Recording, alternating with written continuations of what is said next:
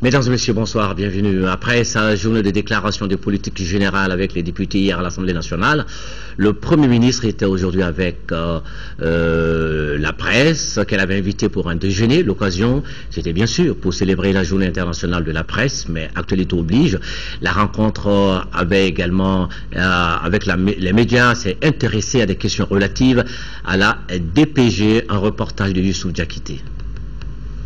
Le Premier ministre, chef du gouvernement et la presse autour d'un déjeuner. L'occasion était bonne pour débattre de toutes les questions presque qui intéressent la vie de la nation. La croissance économique, la sécurité et surtout la professionnalisation de la presse. Des idées majeures ont motivé l'invitation de la presse par le Premier ministre à un déjeuner. La première, c'est aujourd'hui la journée internationale de la presse. Donc c'est de magnifier cette journée, la fêter dans un cadre convivial avec les acteurs de la presse. Et la seconde, c'est de partager avec la presse les premières impressions suite à la déclaration de politique générale et au vote qui s'en est suivi à l'Assemblée.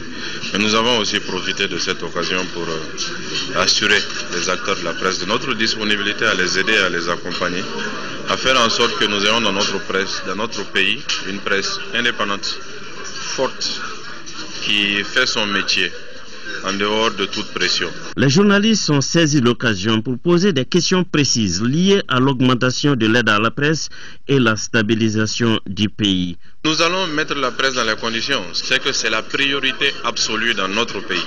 Parce que c'est le Nord et ses problèmes qui ont empêché le Mali de fonctionner comme il faut ces 50 dernières années.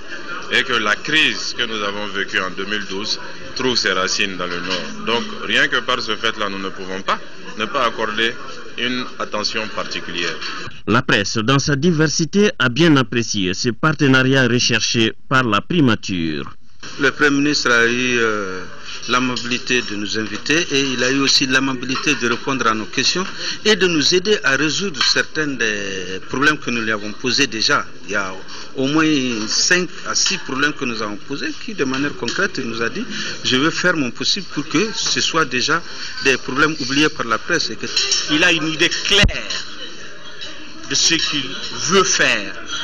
Il nous a expliqué sa vision de la presse. Une presse libre, une presse indépendante, une presse variée. Et il a clairement dit qu'il n'est pas question pour lui d'acheter un journal ou d'acheter un journaliste. Ensemble, main dans la main, a conclu le Premier ministre, le combat pour le développement durable est forcément gagné. Oui, la presse malienne qui célèbre aujourd'hui 3 mai, journée internationale de la liberté d'expression et de presse.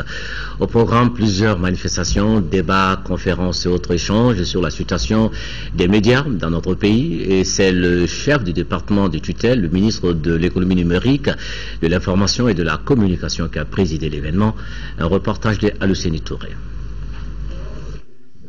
Journée de célébration, mais surtout de souvenirs pour tous ces soldats de l'information tombés à travers le monde juste pour avoir voulu pratiquer leur métier d'informer. La minute de silence observée en leur souvenir rappelle à tous la pertinence de leur sacrifice. Nous nous souvenons, comme si c'était hier, des agressions, emprisonnements, interpellations intempestives qu'ont subi nombre de nos confrères et consoeurs, dont certains sont ici même dans cette salle. Nous nous souvenons, comme si c'était hier, des descentes musclées dans les rédactions, des irruptions dans nos bureaux. Nous nous souvenons, comme si c'était hier, des enlèvements manu militari de certains confrères. Nous n'oublierons jamais les détentions illégales qu'ont subi certains de nos confrères. Le 3 mai est aussi et surtout un moment de critique et d'autocritique. Se remettre en cause devient dès lors un impératif pour ces hommes de la plume, de la voix et de l'image. Le rôle et la responsabilité de la presse ont largement été rappelés, mais aussi celui des pouvoirs publics. L'UNESCO organise les commémorations de la Journée mondiale de la liberté de la presse avec l'ensemble du système des Nations Unies afin de célébrer les principes fondamentaux de la liberté de la presse, d'évaluer les menaces, nouvelles et non, sur la liberté d'expression et de saluer les journalistes et activistes qui se mettent tous les jours en danger pour que toujours vous et moi et plus d'autres et accès à l'information. On apprendra davantage sur les ambitions du nouveau pouvoir pour l'épanouissement de la presse malienne dans sa globalité.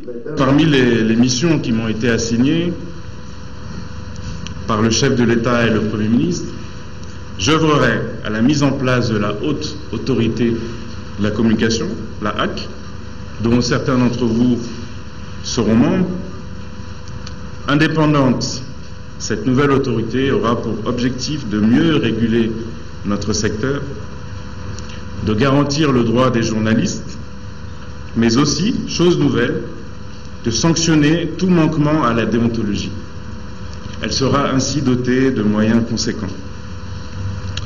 J'œuvrerai également à la construction, à la création d'une grande école de journalisme ici au Mali, comme l'a souhaité le Premier ministre, pour que nos jeunes soient mieux formés, pour qu'ils puissent embrasser ce noble métier avec tous les atouts pour réussir.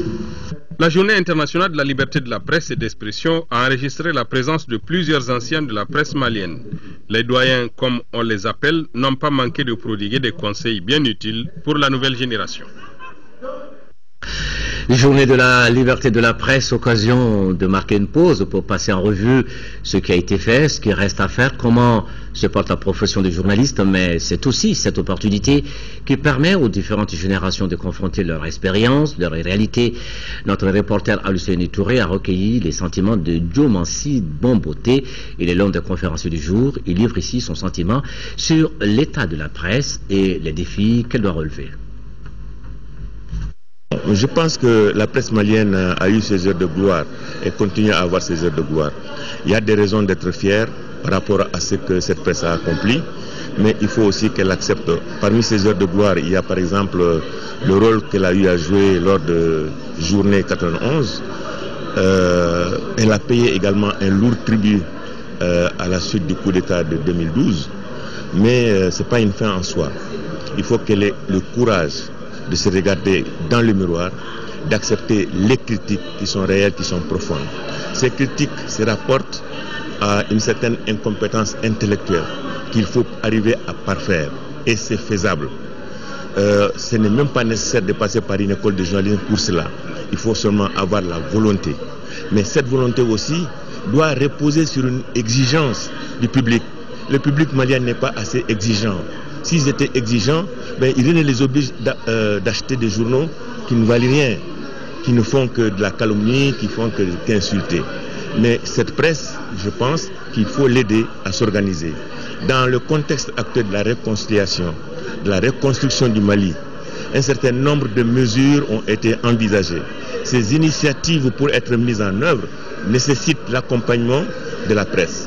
Et je lance un appel aussi bien au Premier ministre qu'aux différents acteurs, M. Modibo Keïta, le médiateur, le ministre de la Réconciliation nationale, d'inclure une stratégie de communication s'ils veulent que les actes qu'ils vont poser puissent porter des fruits vraiment intéressants. Il est indispensable qu'ils fassent appel à la presse, privée, publique, mais en tout cas, il est indispensable qu'il y ait une composante communication dans leurs initiatives, dans leurs projets. Et nous revenons à la déclaration de politique générale du Premier ministre Moussa Mara qui a été adoptée hier par les députés avec 121 voix pour, 22 contre et 0 abstention. Si la majorité présidentielle qualifie le document de réaliste, tel n'est pas l'avis de l'opposition qui remet en cause la structuration même de la DPG. Pour le Premier ministre Moussa Mara, un grand pas a été franchi et la mise en exécution du contenu du programme est déjà en marche. Mohamed Diarra revient sur l'adoption de la DPG. La DPG est adoptée par 121 voix pour, 22 contre et 0 abstention.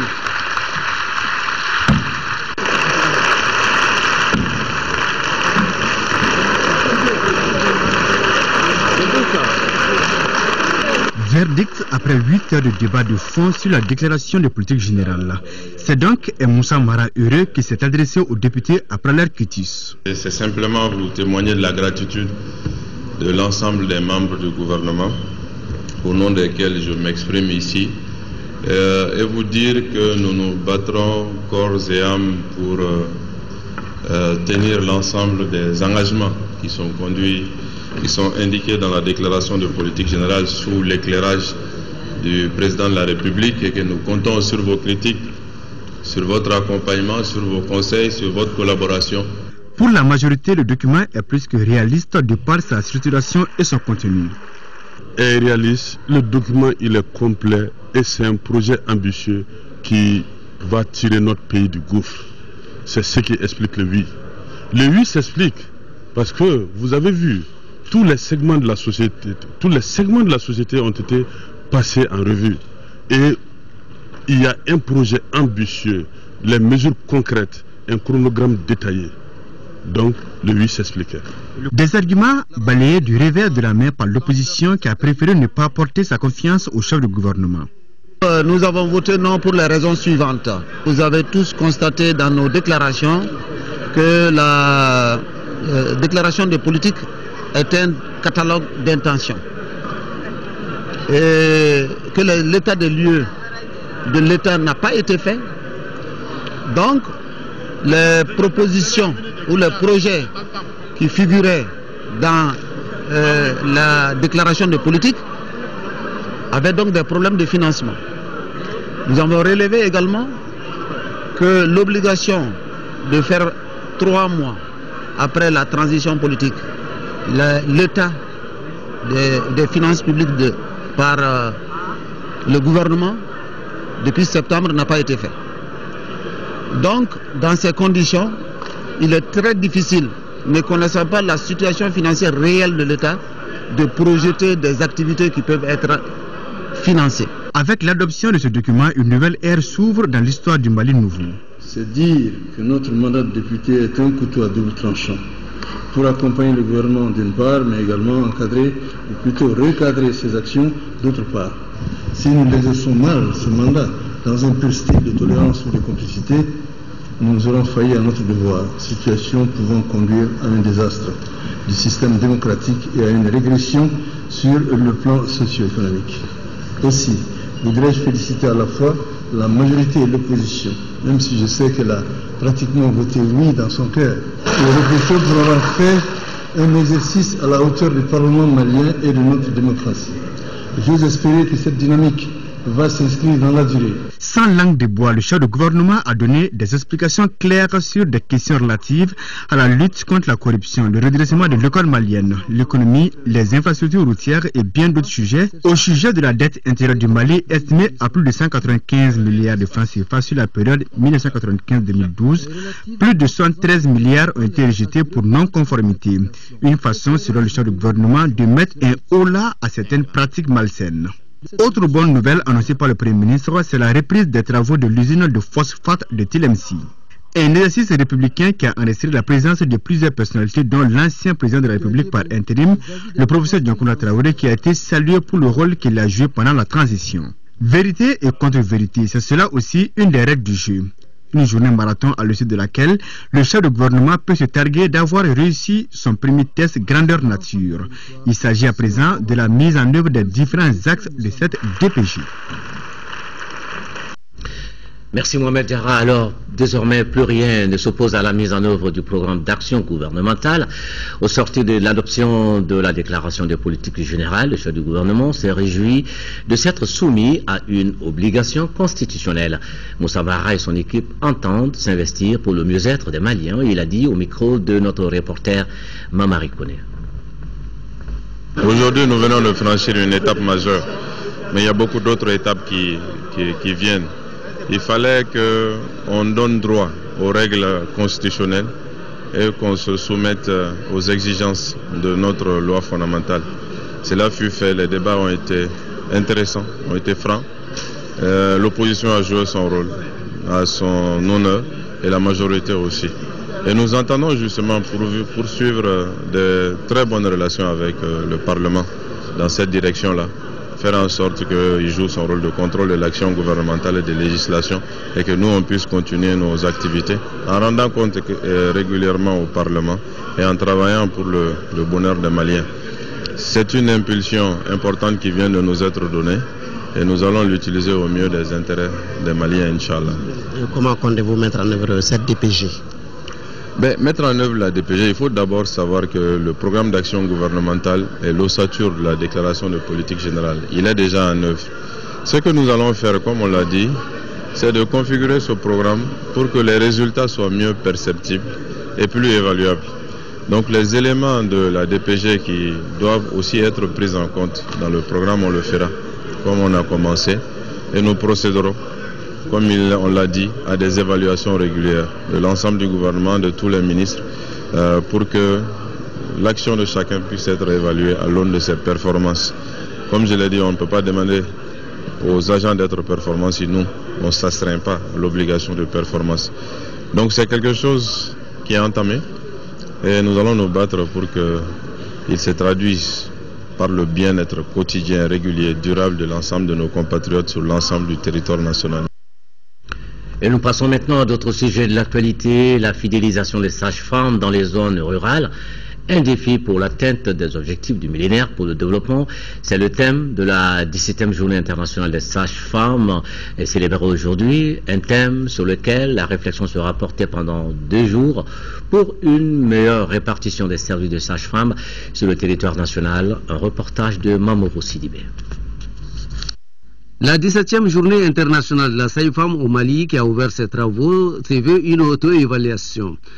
Depuis sa création au Mali, l'Association des sages-femmes du Mali a déployé des efforts louables parmi lesquels la mobilisation des sages-femmes autour de la problématique de la mortalité maternelle, néonatale et infantile, l'engagement des sages-femmes dans la prévention de la fistule obstétricale, le dépistage du cancer du col de l'utérus et la lutte contre le paludisme. Occasion pour la présidente de l'association de solliciter l'appui du département. Monsieur le ministre de la Santé et de l'Hygiène publique, malgré notre détermination à apporter notre modeste contribution à la réduction de la mortalité maternelle, néonatale et infantile, nous vous demandons toujours de bien vouloir examiner les mesures incitatives pour les sages-femmes travaillant dans les zones difficiles, conformément aux recommandations de la Vision 2010. La sage-femme est dédiée au sacerdoce de sauver 2 vies en un coup. À ce titre, l'atteinte des objectifs 4 et 5 des OMD lui incombe en premier lieu. Les défis sont certes immenses. Si l'on sait que dans notre pays, le taux pour la mortalité maternelle est encore de 464 pour 100 000 naissances vivantes et le taux de mortalité néonatale de 58 pour 1000 selon les dernières statistiques dont nous disposons. Pour la marraine de la journée, le thème retenu est un défi pour l'atteinte des objectifs du millénaire pour le développement. Le thème choisi cette année, à savoir la fidélisation des sages-femmes dans les zones rurales, est un défi majeur pour l'atteinte des objectifs du millénaire pour le développement. Ce thème nous interpelle tous, car la disponibilité des sages-femmes partout, en tout lieu et en toutes circonstances, est un indicateur incontournable. Déjà à l'ouverture des travaux, certaines femmes ont reçu des prix d'encouragement pour leur engagement en faveur de la profession. Le secteur de l'industrie, du commerce, de l'artisanat, de l'emploi et de la promotion de l'investissement privé a tenu ce matin au Centre international de conférences de Bamako sa revue sectorielle 2013. Cette conférence a permis aux participants de faire le bilan des réalisations, d'analyser les difficultés rencontrées par les projets et programmes des départements concernés avant d'élaborer les perspectives du secteur pour les 3 années à venir. C'est un reportage de Abdrahman Maïga. Cette revue sectorielle concerne l'industrie, le commerce, l'artisanat, l'emploi et la promotion de l'investissement privé. Elle a permis aux acteurs du secteur de faire le bilan des actions réalisées courant 2013 et d'étudier les perspectives. Il s'agit en termes clairs de valider le rapport d'activité de ces départements dans la mise en œuvre des politiques et stratégies, d'exécuter le budget et d'analyser les indicateurs sectoriels. Par la tenue de cette revue, les autorités visent une meilleure exécution des politiques et stratégies pour une croissance économique forte et durable. C'est pourquoi je vous invite à identifier les principales contraintes et difficultés qui entravent leur mise en œuvre et à formuler des recommandations et mesures en faveur de leur exécution correcte. Cette revue a permis également de faire ressortir les difficultés rencontrées par les acteurs dans l'exécution des projets et programmes d'une part et d'autre part de programmer les activités pour les 3 années à venir. Examen judicieux par les cadres avertis que vous êtes permettra, j'en suis sûr, d'aboutir à des résultats qui tiendraient compte des acquis et avoir un regard responsable sur le futur. Les leçons tirées de cette revue, j'en suis persuadé, vous permettront d'élaborer un plan d'action à la hauteur des attentes des populations. À l'issue de la rencontre, plusieurs recommandations ont été formulées, parmi lesquelles le renforcement du niveau d'organisation et de qualification des artisans et leur encadrement, l'élaboration d'un document cadre portant définition de la politique commerciale du Mali et enfin l'accroissement du budget alloué aux différentes structures du ministère de l'Emploi et de la formation professionnelle. Une vingtaine de cadres de la douane viennent de suivre une formation en leadership et perfectionnement des cadres. Il s'agissait de doter ces responsables de connaissances devant leur permettre de contribuer à la modernisation de l'administration douanière pour l'adapter aux standards internationaux. L'atelier est organisé par l'Organisation mondiale des douanes et financé par la Banque mondiale. Un reportage de Nuhu Kone. La douane est engagée depuis quelques années dans un processus de modernisation. La Direction générale et l'Organisation mondiale des douanes entendent entretenir cette dynamique. C'est pourquoi elles ont initié cette session de formation sur le leadership et le perfectionnement des cadres. Cet atelier s'adresse aux principaux acteurs de la douane. On a commencé le cours par ce que nous appelons la douane du 21e siècle, donc les standards internationaux qui caractérisent une douane moderne. Nous avons développé les capacités pour qu'ils soient en mesure de porter la vision de la douane du Mali, de développer des stratégies qui vont permettre de réaliser cette vision. Le contrôle interne et la gestion des ressources humaines étaient au centre des échanges. La formation a été une véritable école selon les apprenants. Cette formation a été vraiment utile parce que ça m'a permis d'avoir les outils nécessaires pour accompagner ce changement. Ça m'a permis vraiment de savoir ce que c'est qu'un leader, quelle est la différence entre un leader et un manager, et quels sont les comportements que doit avoir un leader, quelle doit être son attitude, quelle influence il doit avoir sur son environnement. Le directeur général de la douane, Moumouni Dambélé, s'engage à traduire dans les faits les recommandations de l'atelier. J'instruis pour que nous ayons un projet de plan d'action issu de cette formation. Nous nous sommes attelés à ce que la douane malienne soit un modèle au niveau du Mali et au niveau même de la sous-région. Cette session de formation a regroupé 10 jours durant 16 cadres de l'administration de la douane. Voilà, c'était un reportage de Nuhu Sissoko. Les travaux du forum sur les prévisions climatologiques pour les pays de la zone soudano-sahélienne ont pris fin cet après-midi, ici à Bamako. Les travaux qui ont duré 4 jours ont permis aux experts en climatologie, en agrométéorologie et en hydrologie de dégager certaines caractéristiques relatives aux précipitations, au débit moyen des cours d'eau et les séquences sèches. Ils ont ensuite formulé des recommandations et des résolutions. Un reportage de Abdrahman Maïka. Au terme de 4 jours de débat, les experts sont parvenus à des résultats probants en matière de prévision saisonnière des pluies. Des caractéristiques agroalimentaires, des écoulements pour la saison des pluies 2014 sont dégagés pour l'Afrique de l'Ouest, pour le Tchad et le Cameroun. Les résultats de ces différentes tendances probables donnent les précipitations, les dates de démarrage et de fin de saison, les séquences sèches, les débuts moyens des hautes eaux au cours de la saison des pluies 2014. Les dates de début tardives anormales sont prévues en particulier sur la façade ouest de la bande sahélienne, sur toute la partie nord de la bande agricole du Sahel élargie à toute la partie sud du Tchad. Les participants recommandent aux populations de suivre les mises à jour qui seront faites en juin, juillet et en août par les services météorologiques. Et pour assurer une bonne campagne agricole, les experts invitent les services techniques à un suivi rapproché de la saison des pluies tout en informant les autorités compétentes et les populations sur les risques d'inondation. Ces informations sont d'une extrême importance pour nos économies fragiles et nos populations très vulnérables à la variabilité et au changement climatique. Je vous invite donc à une très large vulgarisation de ces résultats dans notre région, et cela de manière pédagogique.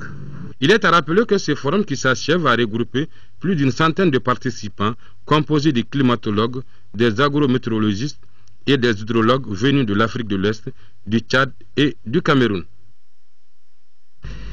Les collectivités et les communautés de Douala jouent leur partition dans la gestion de l'électorat en mode décentralisé. C'est du moins le constat fait par la mission de la commission éducation de l'Assemblée nationale en 2e région. Une mission qui a aussi recensé les préoccupations des établissements d'enseignement fondamental et secondaire. Nos envoyés spéciaux, Seydou Sissoko et Nuhu Sissoko. Améliorer la qualité de la formation des maîtres d'école, poursuivre la construction de salles de classe et d'infrastructures pour les services déconcentrés, renouveler le matériel de la salle informatique et du laboratoire du lycée Doélé Mariko de Douala avec ses 883 élèves, voilà entre autres attentes des responsables et des communautés du Baniko dans le domaine de l'éducation. Il y a d'abord l'insuffisance des infrastructures, il y a la faiblesse des niveaux des enseignants. Et au lycée, les laboratoires manquent des produits chimiques. Pour le moment, nous ne bénéficions pas d'équipement, pas d'ordinateur, pas de photocopieuses, pas de véhicules. Le cercle a mis à notre disposition un bâtiment tout neuf. La gestion de l'école en mode décentralisé n'est pas un vain mot dans le cercle de Douala. Le fonds ADAS alloué au comité de gestion scolaire a une traçabilité et les budgets communaux appuient les écoles. Ma collectivité appuie l'éducation en recrutement d'enseignants et en petit matériel. Aujourd'hui, j'ai 14 enseignants en charge sur le budget communal. Dans chaque budget des collectivités, il y a des rubriques qui concernent l'éducation. Ça veut dire que les présidents des organes des collectivités sont vraiment engagés en même temps que la communauté pour rehausser l'image de notre école. Malgré ces efforts, certains enfants ne bénéficient pas pleinement de leur droit à l'éducation. Un fonctionnaire de l'État qui est régulièrement payé et qui abandonne les services 1 à 2 semaines jusqu'à 1 mois sans motif valable, et je pense que ça c'est des situations à corriger. Lors des visites dans les différentes écoles, le vice-président de la commission éducation de l'Assemblée nationale a invité les élèves au travail et à la discipline. Selon lui, c'est à ce prix qu'ils pourront assurer la relève tant attendue. Construit en novembre 2011, le lycée public de Kenyeba est aujourd'hui confronté à plusieurs problèmes. Manque d'entretien avec une dégradation prononcée des infrastructures, déficit d'eau potable puisque l'établissement ne dispose d'aucun forage, la liste est longue, ce qui n'est pas sans incidence négative sur les performances des centaines de scolaires qui fréquentent cette école. C'est le constat fait par les députés de l'Assemblée nationale qui ont visité cet établissement ce mardi. Nos envoyés spéciaux à Kenyeba, Daouda Sidiki Diarra et Aruna Diarra. À l'instar des autres lycées publics de la première région, celui de Kenyeba manque crucialement d'infrastructures scolaires. 2 des 15 salles dont disposent les lycées ne sont pas équipées en table-banc, toute chose qui occasionne le pléthore d'effectifs dans les classes. Nous vivons un peu dans des difficultés.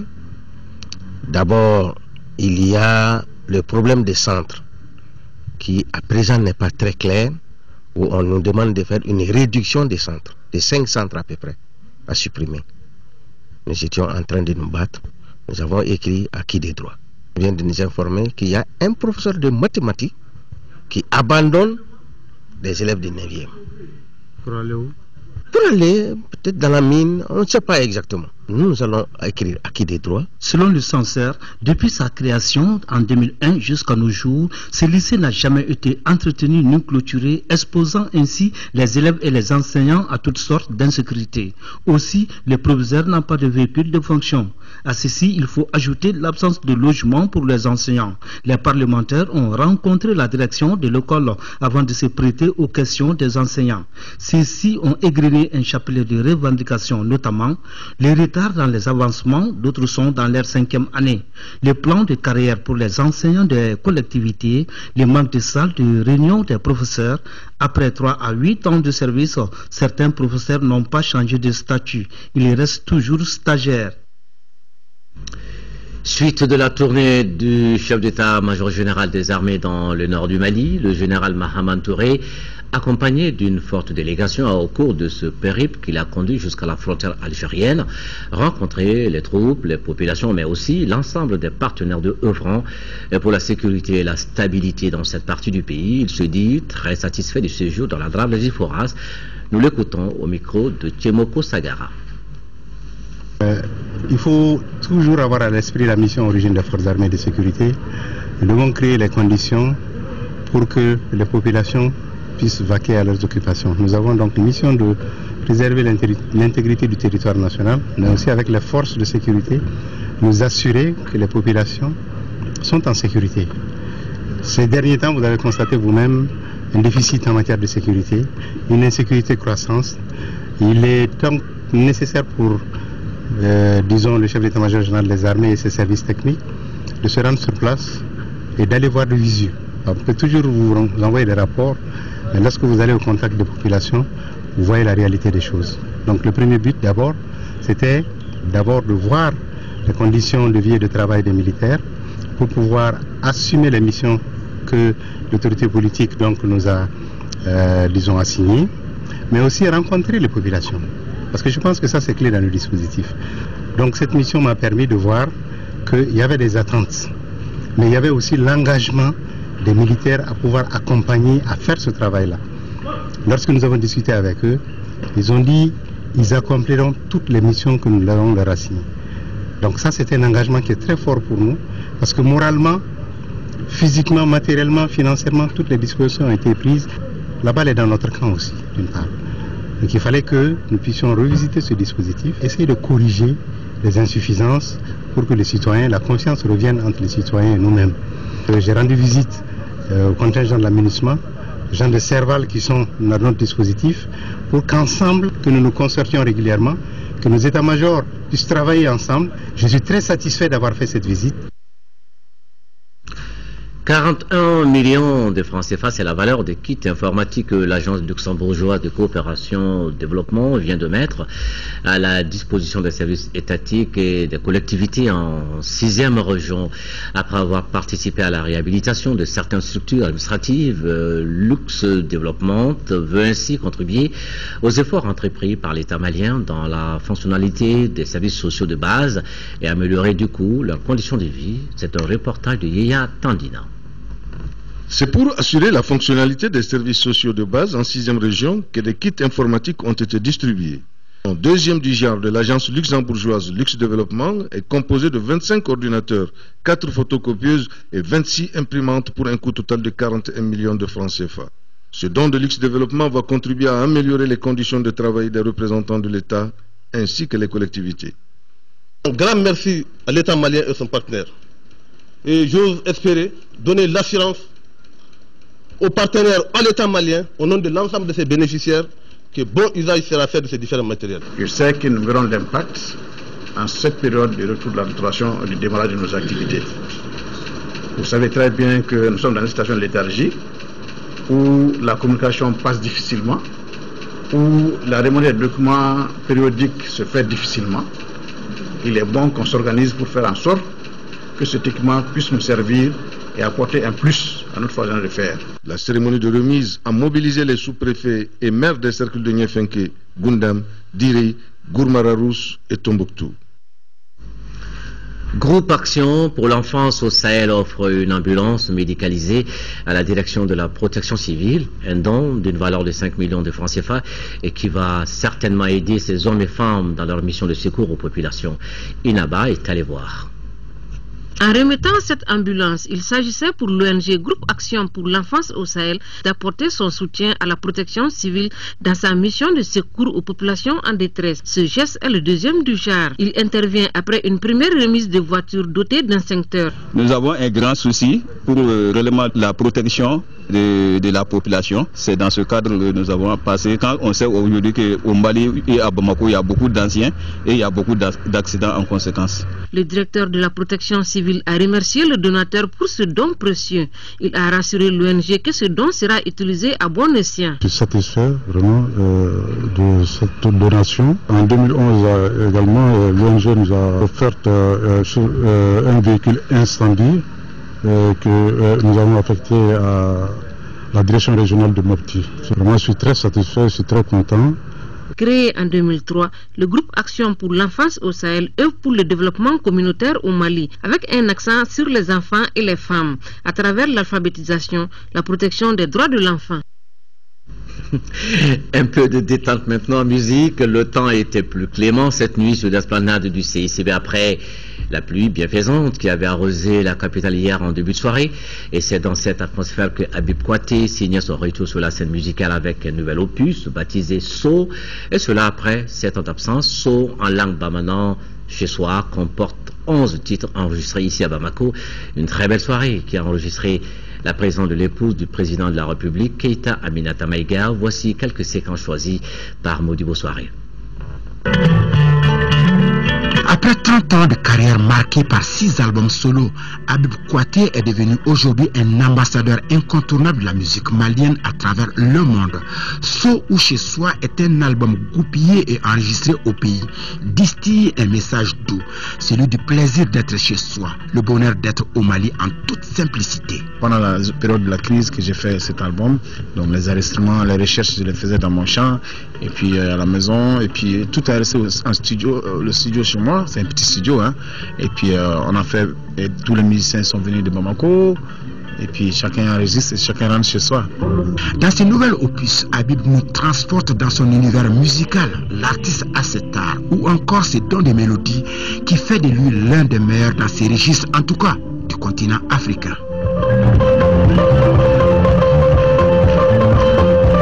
Cette nouvelle production de Habib a vu la participation exceptionnelle d'un nouveau groupe de jeunes musiciens qui nous prouvent que la musique malienne a un bel avenir devant elle. Il y a beaucoup de musiciens qui ont participé. Il y a déjà au piano, il y a Charlie, Auguste qui a joué le clavier, qui a l'ingénieur aussi qui a enregistré tout.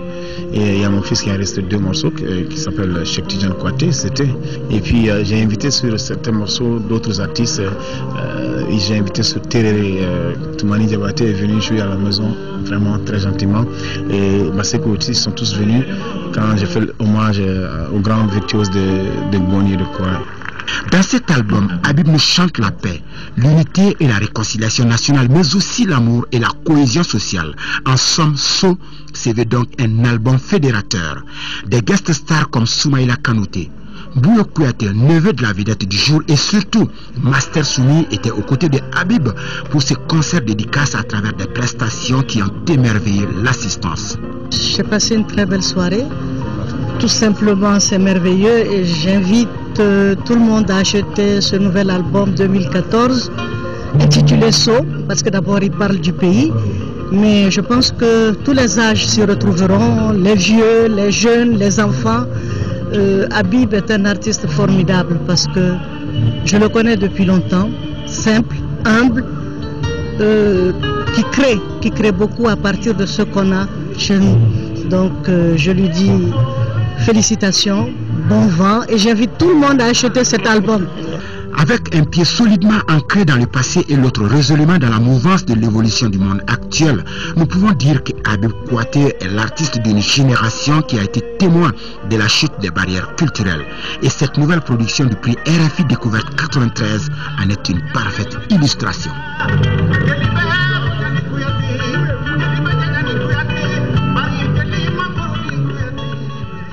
Voilà, très belle soirée hier et vous pouvez continuer la fête en achetant l'album So. Maintenant, on va passer au sport, basketball. Le 27e conseil national de la Fédération malienne de basketball s'est ouvert ce samedi matin dans la salle de conférence du stade du 26 mars. Pendant 2 jours, des délégués venus de toute la région du Mali vont examiner les rapports financiers et moraux écoulés du mandat à venir. La cérémonie était présidée par le ministre des Sports, Ousseini Amianguindo, entouré de ses plus proches collaborateurs. Assa Soumaré était présente pour Mali Actualité. Ce conseil national est pour les acteurs du basketball malien l'occasion de faire le bilan des activités menées pendant le mandat et de dégager les perspectives de développement pour les 4 prochaines années. Selon le président sortant, depuis plus d'une décennie, le basketball au Mali a enregistré un regain de vitalité par l'organisation des compétitions nationales majeures couvrant l'ensemble du territoire national et sous divers formats qui concernent des activités de promotion du basketball à travers des conférences zonales et des compétitions d'élite. Les conférences zonales réservées aux catégories cadettes et juniors se sont déroulées de façon alternative dans plusieurs ligues et ont toujours été l'occasion de détecter des jeunes talents. Au plan des compétitions internationales, Les équipes nationales ont été présentes dans les compétitions de FIBA Afrique et de FIBA, présents aux Jeux olympiques, au niveau des Jeux africains et aux Jeux de la francophonie. En présidant ce conseil, le ministre des Sports a invité les acteurs à plus de responsabilités pour le bon développement de la balle au panier. À cet effet, des documents vous seront soumis pour examen et appréciation. En cela, sans préjuger des débats qui auront lieu autour des dossiers, je vous invite, mesdames et messieurs, les délégués et chers participants, à une étude poussée des documents, à des critiques objectives, à la sérénité et à la courtoisie dans les discussions. Qui de Seydou Diawara ou de Maître Jean-Claude Sidibé prendra les rênes de la Fédération malienne de basketball pour un mandat de 4 ans? La réponse ce dimanche 4 mai 2014. Maintenant, football, au compte de la 17e journée jouée hier au stade Modibo Keïta, l'USFAS a dominé le Nianan de Koulikoro par le score de 3-1. Le résumé de cette rencontre avec Mamoutou Dante. Le Nianan de Koulikoro a concédé sa 10e défaite de 3-1 devant l'USFAS. Après un jeu équilibré entre les deux équipes, le Nianan de Koulikoro arrive à mettre la pression sur la défense adverse et ouvre le score sur penalty à la 43e minute par Ismaïla Silla. À la reprise, les militaires accélèrent, ce qui leur permet de mettre la pendule à l'heure par Amadou Diallo à la 51e minute. Score 1 but partout. À partir de cet instant, le jeu devient plus encasier. C'est ainsi que l'USFAS inscrit un deuxième but par leur capitaine Ibrahima Diabaté à la 60e minute. Et même un troisième but à la 63e minute par Adama Traoré. Score final 3-1. Avec ces scores, l'USFAS renouvelle l'exploit de la phase aller. On était mené 1-0 en première mi-temps, mais dans les vestiaires, on a pu au moins corriger les lacunes. En même temps, ils ont compris qu'ils devaient chercher les 3 points, comme on le fait d'habitude. Donc, les 3 points, ça nous fait toujours avancer. Les jeunes, vraiment, ils jouent, mais ça ne va pas d'abord. Ça va pas. Et qu'est-ce qui ne va pas, c'est l'attaque. C'est l'attaque qui ne va pas. Donc, il faut chercher à revoir ça. Et à partir de nos erreurs, on va chercher à corriger pour qu'on puisse se rattraper. Avec cette victoire, l'USFAS aura 23 points et le Nianan de Koulikoro reste à 13 points au classement provisoire de la 17e journée. Pour la 12e journée, l'USFAS sera l'hôte de l'AS Police et le Nianan de Koulikoro en découdra avec l'AS Elwich FC d'Aguelhok. Le club olympique de Bamako, lui, consolide sa place de leader. Le COB a battu l'ASB cet après-midi par le score de 3-0. Plus de 300 athlètes, des vétérans, mais aussi des jeunes, on prépare la première édition de la marche du cœur organisée par la Ligue régionale d'athlétisme de Ségou. Autorités politico-administratives et acteurs de la promotion du sport ont tous répondu présents à cette invitation sur la place de l'indépendance de Ségou afin d'amener la population à pratiquer la marche. Correspondance Foussini Samaké. C'est sous un temps clément favorable à la pratique du sport que le gouverneur de la région de Ségou, en compagnie de la présidente de la Fédération malienne d'athlétisme, a donné le premier pas de cette marche de cœur dans la cité des Balanzans. L'objectif visé est d'orienter les populations, surtout les personnes du 3e âge, vers la pratique sportive qui guérit beaucoup de maladies. La première étape de cette marche a mis en compétition les vétérans sur une distance de 3 km dominée par Siaka Dambélé, suivi de Issa Diarra et Modibo Sakirou Traoré. Les 5 km réservés aux athlètes a permis à Bourama Diakité de s'imposer devant Djibril Escalongo et Seydou Kassogué. Je voudrais vous inviter à laisser vos voitures, vos motos ou tout autre moyen de locomotion, ne serait-ce que 2 fois par mois, et faire 30 minutes de marche à votre rythme.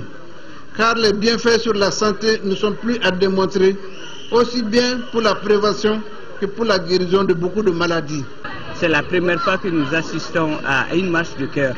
et ça se passe heureusement à Ségou ici. Nous avons vu que les Maliens ne bougent pas trop et ces derniers temps les gens se mettent à marcher et si c'est organisé pour une compétition, je pense que c'est une très bonne initiative. C'est une marche de santé, une marche préventive et aussi une marche olympique. Et nous, en tant que représentants de l'État, nous avons comme mission d'accompagner ce gouvernement sur le terrain. Donc il est bon aussi que nous aussi, nous nous préparons. La Ligue régionale d'athlétisme de Ségou ne compte pas s'arrêter en si bon chemin. Elle compte perpétuer cette marche pour l'amélioration des conditions de santé des populations. C'est la fin de cette édition. Nous vous remercions de l'avoir suivi. Dans Actu Hebdo, demain dimanche, nous aurons sur le plateau M. Touré Mohamed Al-Bachar. Il est le directeur général du FAFPA, le Fonds d'appui à la formation professionnelle et à l'apprentissage. Le FAFPA qui vient justement d'accueillir la 7e Assemblée générale du Réseau africain des institutions et fonds de formation professionnelle, RAFPRO. Nous aurons également avec nous M. Mohamed Kouyaté. Lui, il est prévisionniste à la direction générale de la météo. Avec lui, nous parlerons du forum sur les prévisions climatologiques pour les pays de la zone soudano-sahélienne. Une rencontre également tenue ici à Bamako. Actu Hebdo, c'est à partir de 12h sur l'ORT et c'est juste avant le 13h dimanche qui vous sera présenté demain par Kadidja Toukone. Le journal de 20h, Nyanya Elou Traoré sera sur ce plateau. Merci, excellent week-end.